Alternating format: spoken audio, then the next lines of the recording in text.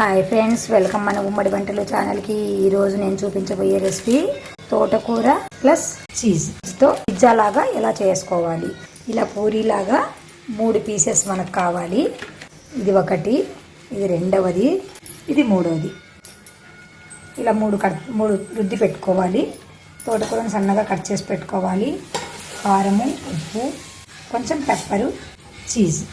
First ఇలా ఒకదానిపైన ఇలా తోటకూరను ఇదంతా పరుచుకోవాలి.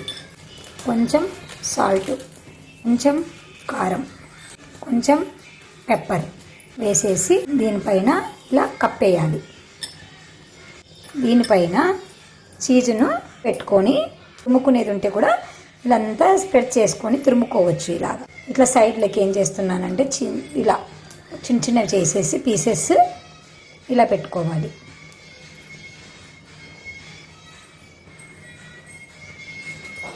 తర్వాత మనం ఇంకోటి రుద్దుకున్నాం కదా, అది ఇలా కప్పేసుకోవాలి. ఇప్పుడు అంచులు ఇలా ప్రెస్ చేసుకోవాలి. పిల్లలు చాలా ఇష్టంగా తింటారు.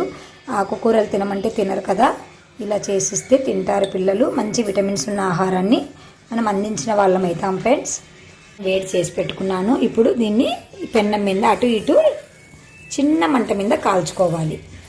ఎందుకు చిన్న మంట మీద అంటే ఇది 3 లేయర్లు ఉన్నాయి కాబట్టి అవి మగ్గాలి కదా, అందుకని చిన్న మంట మీద కాల్చుకోవాలి. ఇలా ఆయిల్ వేసుకోవాలి. 2 వైపులా బాగా మనం చపాతీ ఎలా కాల్చుకుంటామో అలా కాల్చుకోవాలి. ఇలా ఒకవైపు కాలాక టర్న్ చేసుకొని మరి కొద్దిగా ఆయిల్ వేయాలి. ఇటుపక్క కూడా బాగా కాల్చుకోవాలి.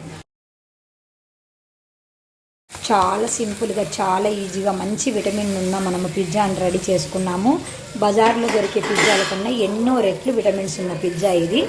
ఇలాగా 2 వైపులా కాల్చుకున్నాక ప్లేట్లోకి తీసుకొని పిజ్జా కట్టర్ ఉంటే పిజ్జా కట్టర్తో కట్ చేసుకోవచ్చు, లేదా చాకుతో కట్ చేసుకోవచ్చు. చిన్నపిల్లలకి ఇంట్రెస్ట్గా ఉంటుంది. ఇంకా మీకు ఇష్టమైతే ఆనియన్స్ సన్నగా తరిగి పెట్టుకొని కూడా తినొచ్చు, మన ఇష్టం అది. లేదా టమాటా సాస్తో కూడా తినొచ్చు. ఎలాగ తిన్నా కూడా చాలా బాగుంటుంది. తప్పకుండా ట్రై చేసి మీకు ఎలా వచ్చిందో మాకు కామెంట్ రూపంలో తెలియజేయండి ఫ్రెండ్స్. By bye friends.